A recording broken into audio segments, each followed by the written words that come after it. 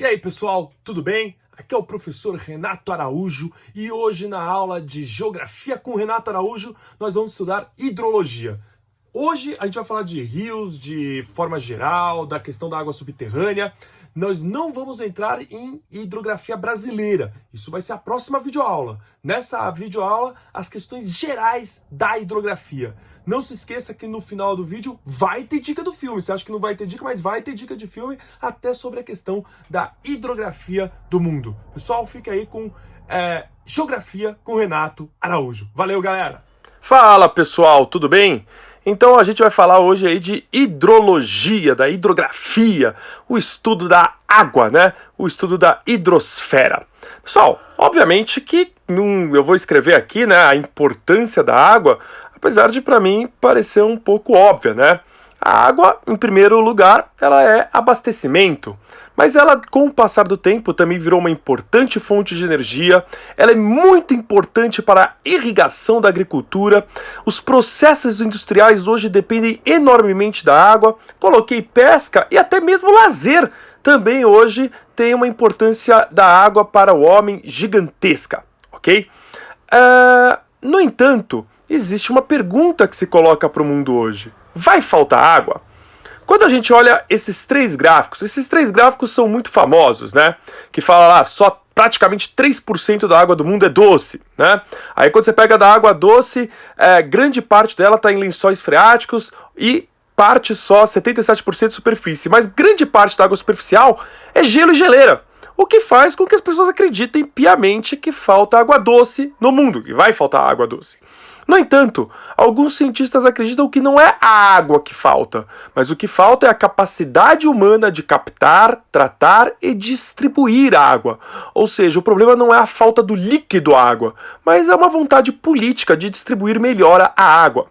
Muitos acreditam que a insistência em dizer que falta água está relacionada à privatização, a tentativa de privatizar os recursos hídricos com o objetivo de transformar a água em uma mercadoria. Só que aí tem um problema. Quem tiver dinheiro compra a água, e quem não conseguir ter dinheiro, ou seja, a gente vai mudar a água de um bem comum para todos para a água como um bem econômico. Isso é uma questão muito importante no momento em que o mundo vive áreas de estresse hídrico, ou seja, pessoas que não sabem se vão ter água no dia seguinte.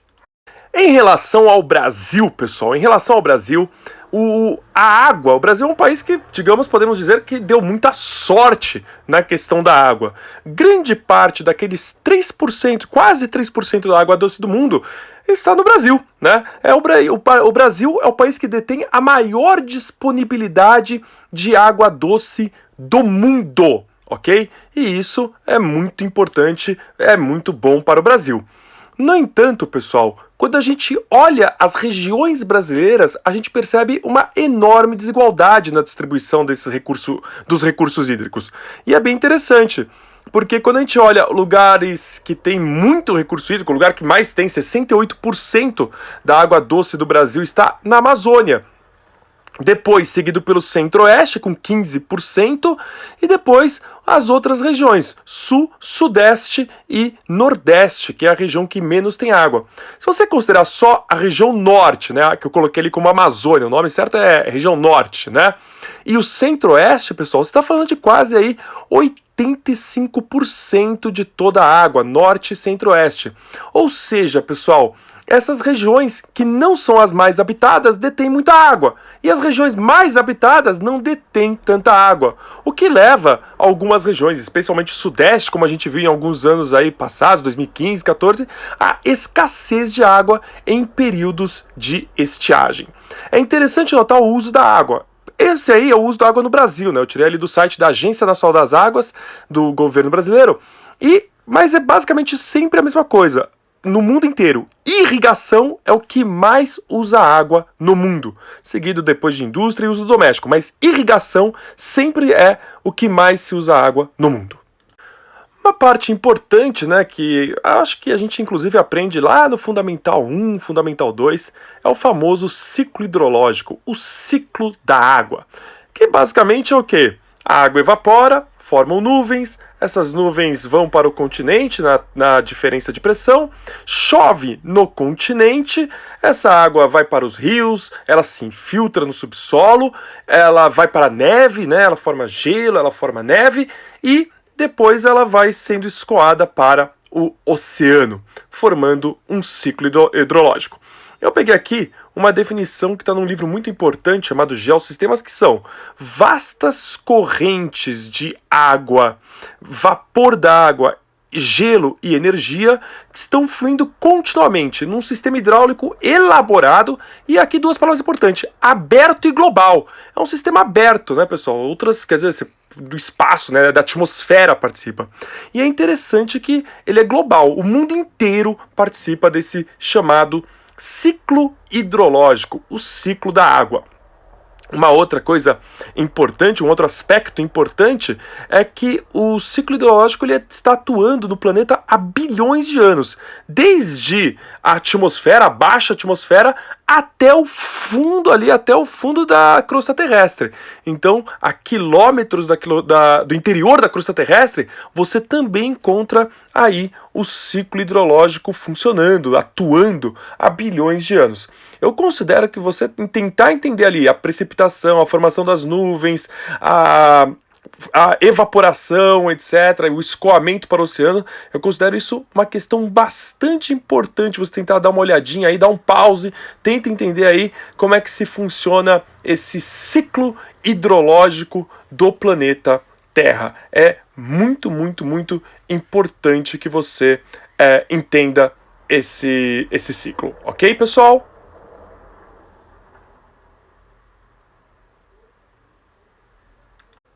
Bom, pessoal, agora a gente vai falar um pouquinho das correntes marítimas, né? Muitas vezes essa parte da matéria, eu até prefiro também, é colocada na parte de clima, né? Porque as correntes marítimas elas têm muito a ver com o clima do planeta, com o clima dos continentes. Mas a gente vai falar um pouquinho aqui, porque é importante também, para relembrar pelo menos. O que são as correntes marítimas? São grandes massas de água que se deslocam dos oceanos como se fossem verdadeiros rios, nas mais diferentes direções, né? É importante lembrar que no hemisfério norte, essas massas de água se deslocam no sentido horário, enquanto que no hemisfério sul, elas se deslocam basicamente no sentido anti-horário. Aliado a isso, pessoal, cabe lembrar que existem correntes frias e correntes quentes. Ali no mapa, se você colocar, eu coloquei as principais correntes, tem outras correntes, eu coloquei as principais. A do Golfo, que é uma corrente quente, Humboldt, Benguela e Califórnia, as correntes frias. Essas quatro, Golfo, Brasil, que é quente também, Califórnia, Humboldt e Benguela, que são frias, eu considero muito importantes. Por quê? Porque as correntes frias, principalmente, elas são as responsáveis por formação de desertos e formações de áreas semiáridas, que nem vocês já devem ter estudado isso em clima. E a corrente do Golfo é muito importante porque ela ameniza o inverno da Europa. Pessoal, talvez mais importante aí do que as águas superficiais, pouca gente lembra disso, mas é estudar as águas subterrâneas, né? Que a gente comumente chama, às vezes de forma errada, de lençol freático. Por que é importante? As águas subterrâneas representam o maior manancial de maior potencial de água doce no mundo, ok? No ciclo hidrológico. Ou seja, se você fosse pegar a água doce possível, mas de ser absorvida, de ser captada pelo homem, né, a água subterrânea seria um manancial de maior potencial. Como é que se forma essa água subterrânea? Como é que se formam esses mananciais de água subterrânea?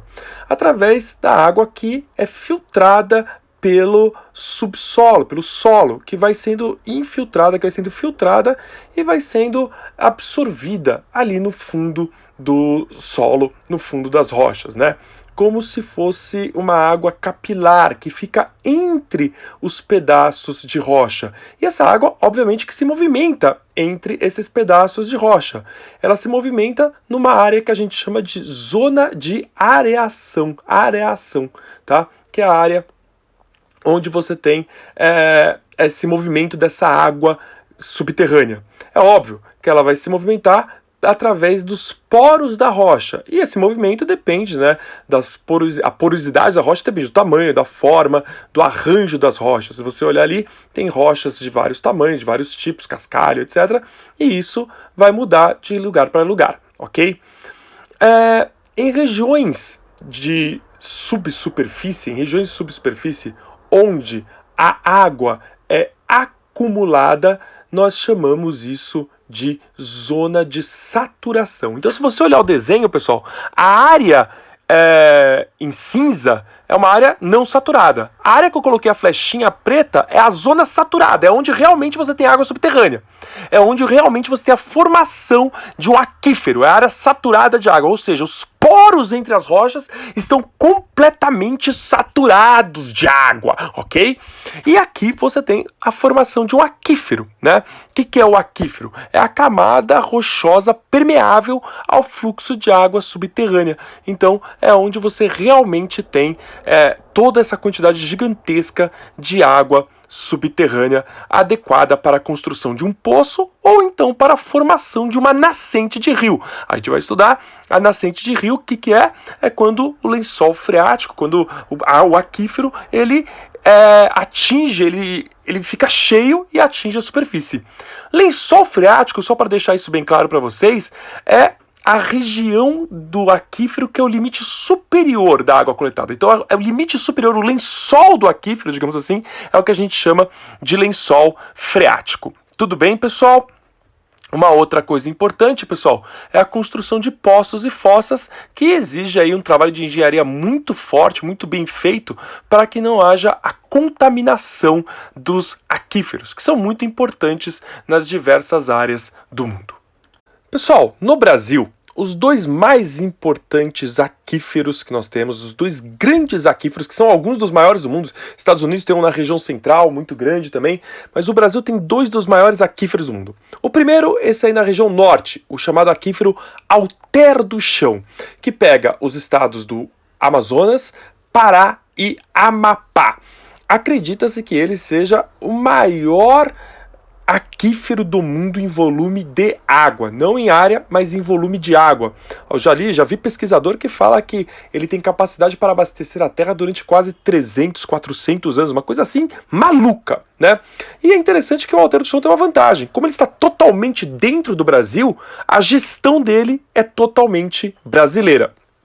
Diferente talvez daquele que seja o aquífero mais famoso, o Guarani, que pega a região sul do Brasil, São Paulo, Minas, Goiás, Mato Grosso do Sul, mas pega outros países, como Paraguai, Argentina e Uruguai, os países da bacia platina, né? E é um problema, porque a gestão vai ter que ser internacional. Inclusive já existem, se vocês pesquisarem, conflitos entre os países, ok? Como é que se formou o aquífero Guarani?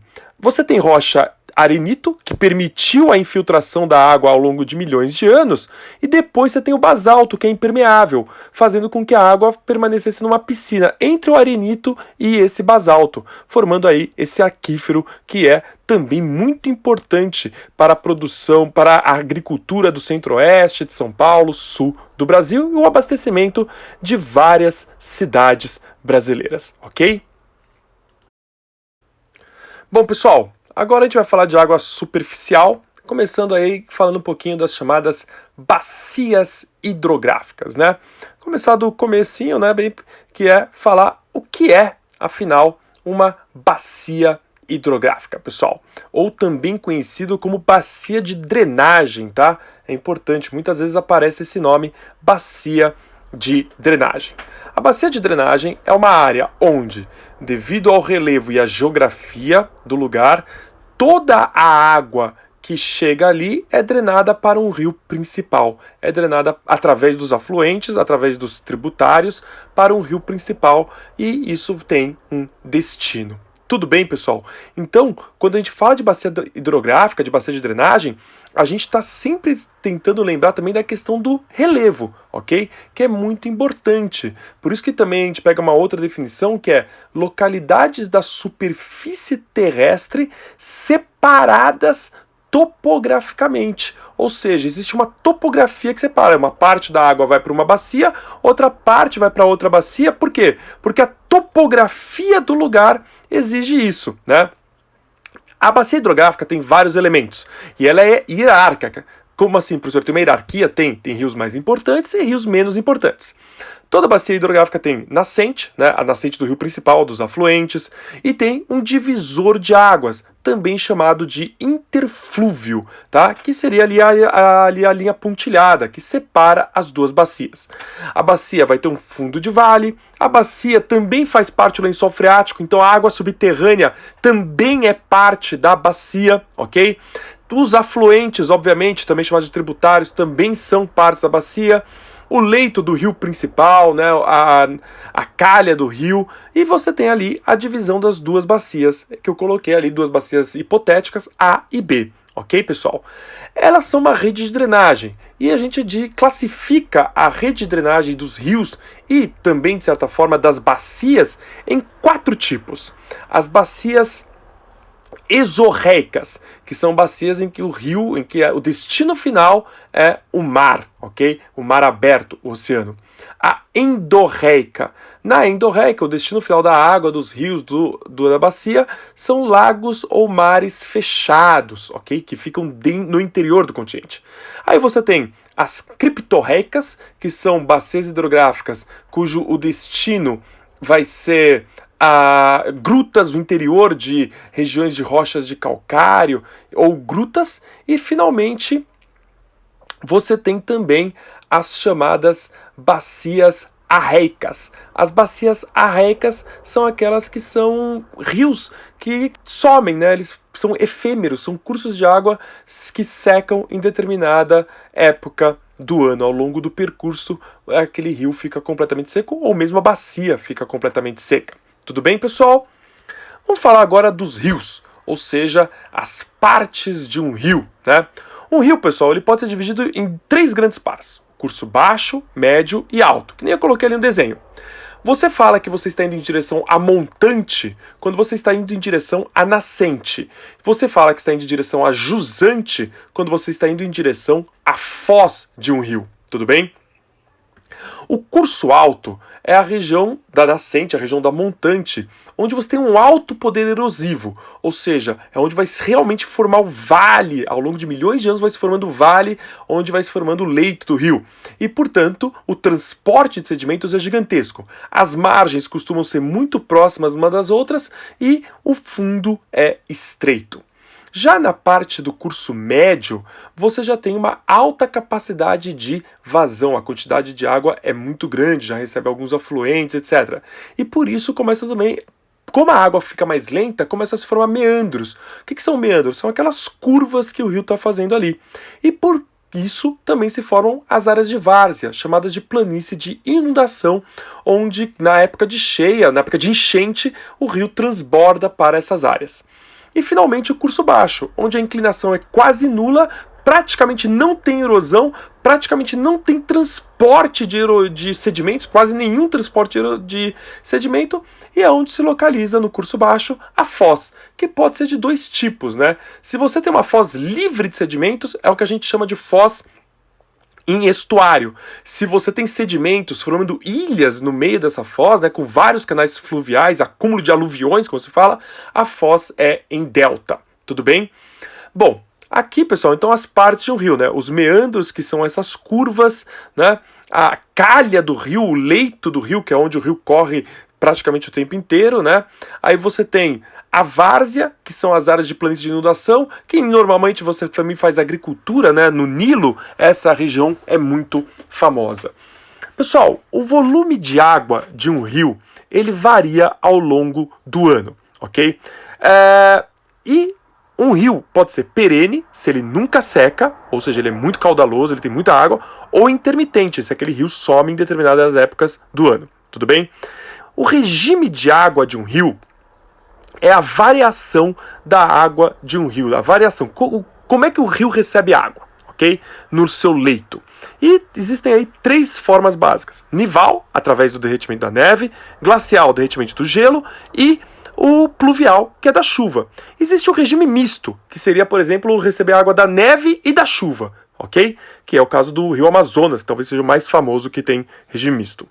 Pessoal, quando o rio está no seu período de baixo nível, nós dizemos que ele está na vazante. Quando ele está num elevado nível, nós dizemos que ele está no período de cheia. E quando ele transborda, quando ele alaga, ok? Nós dizemos que houve uma enchente. Então a enchente é algo natural que acontece quando o rio alaga para além das suas margens. Uma outra palavra importante é o talveg. O que é o talveg, professor? Talveg é a linha de maior profundidade do leito do rio. Então, o ponto de maior profundidade do leito de um rio é o famoso talveg, ok? Pessoal, o curso de um rio também tem alguns tipos. Eu coloquei aqui 4 tipos principais. O primeiro, o retilíneo, que praticamente você tem algumas áreas de sedimentação ali em laranja, né? Mas ele é praticamente reto. O anastomosado, que é muito comum na Europa, né? Uma vez caiu em Paris, né? O entrelaçado também, que tem essas ilhas no meio. O anastomosado, que formam vários canais fluviais. E o meandrante, que quando você tem cheias, formam meandros que ficam sobrando na época de seca. E você tem 2 tipos básicos de foz.